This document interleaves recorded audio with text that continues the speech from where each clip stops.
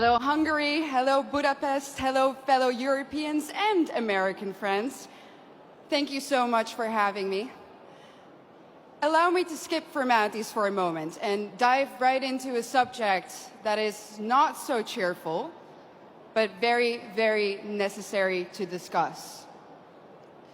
Let me walk you through the past 7 days in Europe. This week in Stockholm, 3 elderly women in their 70s were stabbed in broad daylight on the streets. In London, 4 people were stabbed in a time span of just 42 hours. In Paris, hundreds of African migrants took to the street to riot. And in Brigalow, also in France, yet another church was burned down to the ground.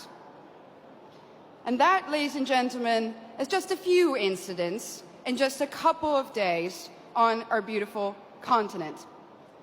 But we all know that these incidents aren't incidents anymore. If there's one thing that's for sure, is that we know, and our governments also know, that there is a link between mass migration and crime. In the Dutch city of Dordrecht, something interesting happened the other day. They announced, and this is a small city in the Netherlands, in my home country, that a new asylum center will be put in that little town. And what did the municipality do?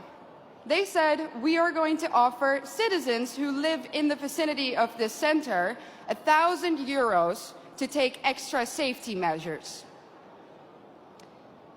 Our new reality in Europe consists of frequent rapes, stabbings, killings, murders, shootings, even beheadings. But let me be clear about one thing. This did not used to happen before. This is a newly imported problem.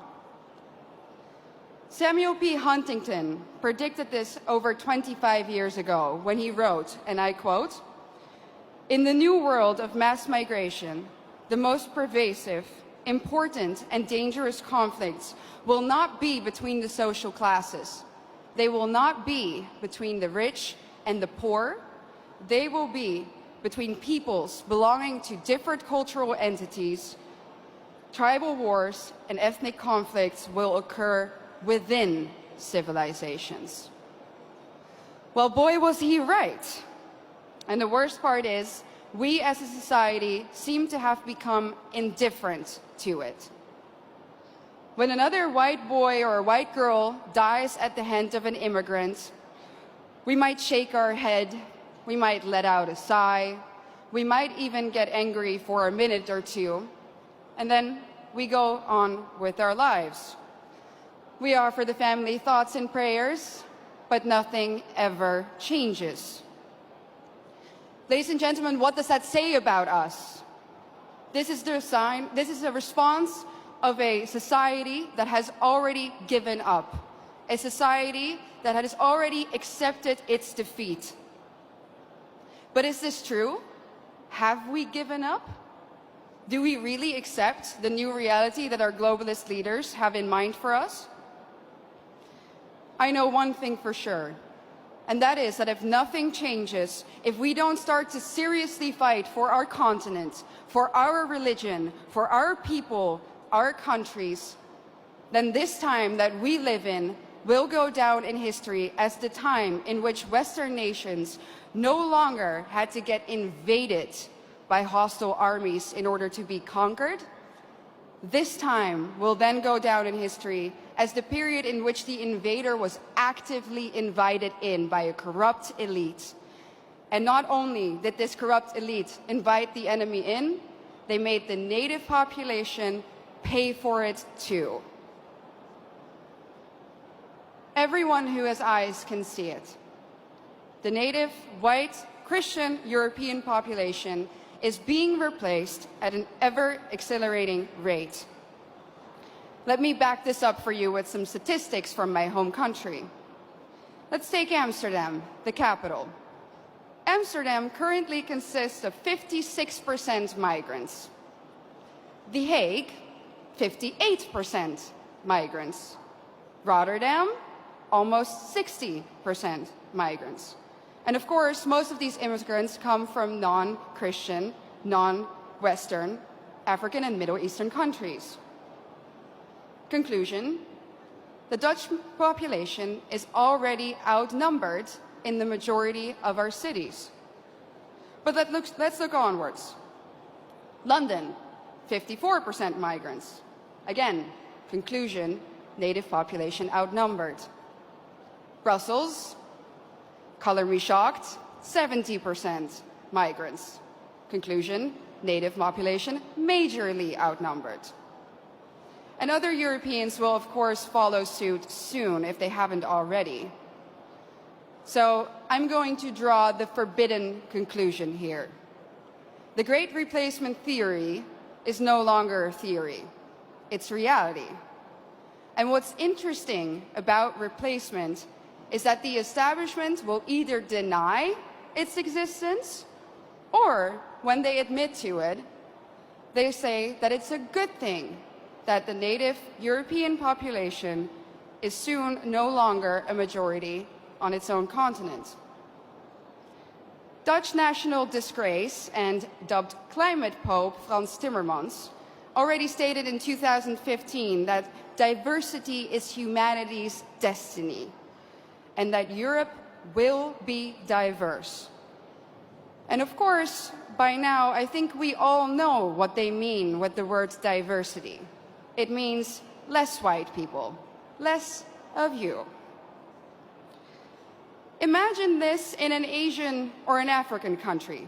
Imagine their leaders rejoicing in the fact that their people will soon no longer be a majority in their own country. Absolutely unthinkable, unimaginable. So what in the world is wrong with our leaders? The underlying sentiment of what they say is always the same. Our establishment claims that white people are evil and that our history is somehow fundamentally different from that of others. Consciously or unconsciously, they have sucked up the lies and the anti-white dogmas of the neo-Marxist critical race theory. That's why the totalitarians in Brussels are trying to force you, the Hungarian people, a sovereign nation, to accept immigrants despite the fact that the population has said no, and so has the government. But make no mistake, the majority of the Dutch people haven't asked for this either. Just like Brussels is forcing Hungary to accept these hordes of immigrants, they are doing the same now, even in the smallest of towns in the Netherlands.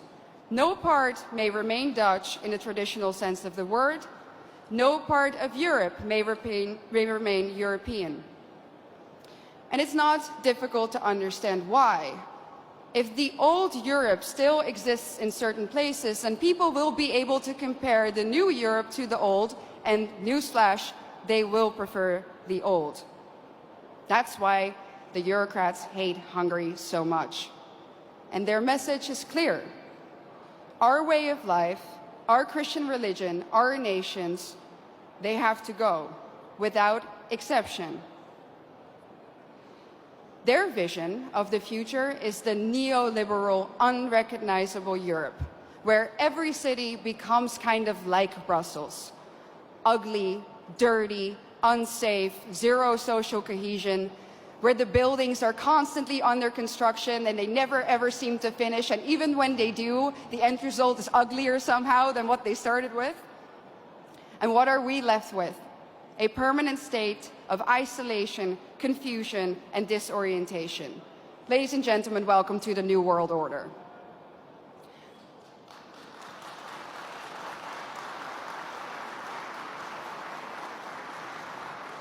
So what's the antidote? A strong Christian Europe of sovereign nation states. That's why we need to outright reject the lie that nationalism causes war. It's not nationalism or national sovereignty that causes war. It's expansionism. And where in Europe do we find that nowadays? In one place and one place only, Brussels.